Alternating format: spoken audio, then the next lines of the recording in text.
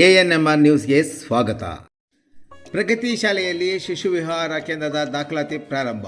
ಚಿಂತಾಮಣಿ ನಗರದ MG ರಸ್ತೆಯ ಆದರ್ಶ ಚಿತ್ರಮಂದಿರದ ಪಕ್ಕದಲ್ಲಿರುವ ನಗರದ ಪ್ರತಿಷ್ಠಿತ ವಿದ್ಯಾಸಂಸ್ಥೆಯಾದ ಪ್ರಗತಿ ಶಾಲೆಯಲ್ಲಿ ಇದೀಗ 4 ತಿಂಗಳ ಶಿಶು ವಿಹಾರ ಕೇಂದ್ರವನ್ನು ಪ್ರಾರಂಭ ಮಾಡಿದ್ದು, ದಾಖಲಾತಿಗಳನ್ನು 2024-25ನೇ ಸಾಲಿಗೆ ಡಿಸೆಂಬರ್ 26ರಿಂದ ಪ್ರಾರಂಭಿಸಲಾಗಿದೆ.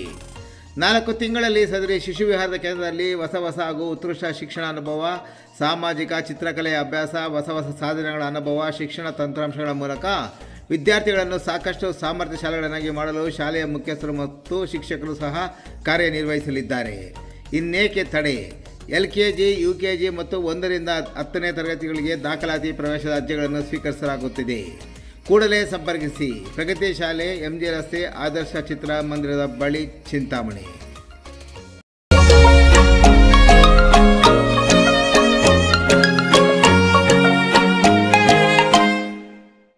ಪ್ರಗತಿ ಪ್ರೌಢಶಾಲೆಯಲ್ಲಿ ಮಕ್ಕಳ ಕ್ರಿಯಾಶೀಲತೆಗೆ ಸಾಕ್ಷಿಯಾದ ವಿಜ್ಞಾನ ಮೇಳ ಮತ್ತು ವಸ್ತು ಪ್ರದರ್ಶನ. ವಿದ್ಯಾರ್ಥಿಗಳಲ್ಲಿ ಹುಮ್ಮಸ್ಸು, ವಿಜ್ಞಾನ ಶಿಕ್ಷಕರಲ್ಲಿನ ಕುತೂಹಲ ಹಾಗೂ ಇತರೆ ವಿದ್ಯಾರ್ಥಿ ಹಾಗೂ ಶಿಕ್ಷಕರಲ್ಲಿ ಸಂಭ್ರಮಕ್ಕೆ ಸಾಕ್ಷಿಯಾಗಿದ್ದು, ಚಿಂತಾಮಣಿ ನಗರದ MG ರಸ್ತೆಯಲ್ಲಿರುವ ಪ್ರತಿಷ್ಠಿತ ವಿದ್ಯಾಸಂಸ್ಥೆಯಾದ ಪ್ರಗತಿ ಸಂಯುಕ್ತ ಪ್ರೌಢಶಾಲೆಯಲ್ಲಿ ಶನಿವಾರ ಹಮ್ಮಿಕೊಂಡಿದ್ದ ವಿಜ್ಞಾನ ಮೇಳ ಮತ್ತು ವಸ್ತು ಪ್ರದರ್ಶನ ಕಾರ್ಯಕ್ರಮ. ಪ್ರೌಢಶಾಲೆಯ ವಿದ್ಯಾರ್ಥಿಗಳು, ಶಿಕ್ಷಕರು ಹಾಗೂ ಆಸಕ್ತರು ಸೇರಿ ವಿಜ್ಞಾನದ ಚಟುವಟಿಕೆಗಳ ಅನಾವರಣಗೊಳಿಸುವ ಪ್ರಯತ್ನ ನಡೆಸಿದ್ದು, ಪೋಷಕರ ಮೆಚ್ಚುಗೆಗೆ ಪಾತ್ರವಾಗಿತ್ತು. ವಸ್ತು ಪ್ರದರ್ಶನವನ್ನು ಶಾಲೆಯ 6 ಕೊಠಡಿಗಳಲ್ಲಿ ಹಮ್ಮಿಕೊಂಡಿದ್ದ ಹಲವಾರು ವಿದ್ಯಾರ್ಥಿಗಳು ಪ್ರದರ್ಶನದಲ್ಲಿ ಭಾಗವಹಿಸಿದ್ದರು.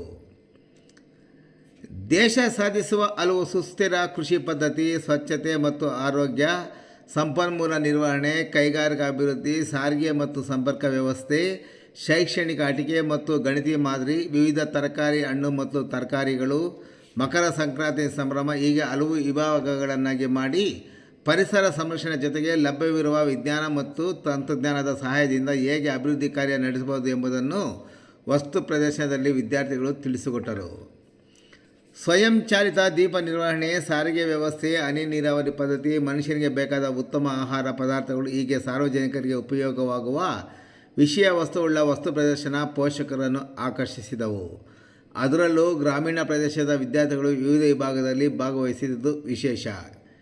ಇನ್ನು ಶಾಲೆಯ ಮುಖ್ಯ ಶಿಕ್ಷಕ ಮನೋಹರ್ ಅವರು ಭೇಟಿಯಾದ ವರದಿಗಾರರೊಂದಿಗೆ ಮಾತನಾಡಿ, ಪಠ್ಯ ಪುಸ್ತಕಗಳನ್ನು ಓದಿ ಪರೀಕ್ಷೆ ಬರೆಯುವುದಕ್ಕೆ ಸೀಮಿತಗೊಳಿಸದೆ ಮಕ್ಕಳಲ್ಲಿನ ಪ್ರತಿಭೆಯನ್ನು ಪ್ರದರ್ಶಿಸಲು ವೇದಿಕೆ ಕಲ್ಪಿಸುವುದು ಮುಖ್ಯ.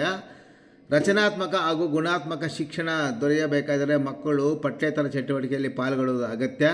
ಈ ಕಾರಣದಿಂದ ಮಕ್ಕಳಲ್ಲಿ ಕ್ರಿಯಾತ್ಮಕ ಮನೋಭಾವ ಬೆಳೆಸುವ ನಿಟ್ಟಿನಲ್ಲಿ ವಿಜ್ಞಾನ ವಸ್ತು ಪ್ರದರ್ಶನ ಏರ್ಪಡಿಸಲಾಗಿತ್ತು ಎಂದು ಅವರು ತಿಳಿಸಿದರು.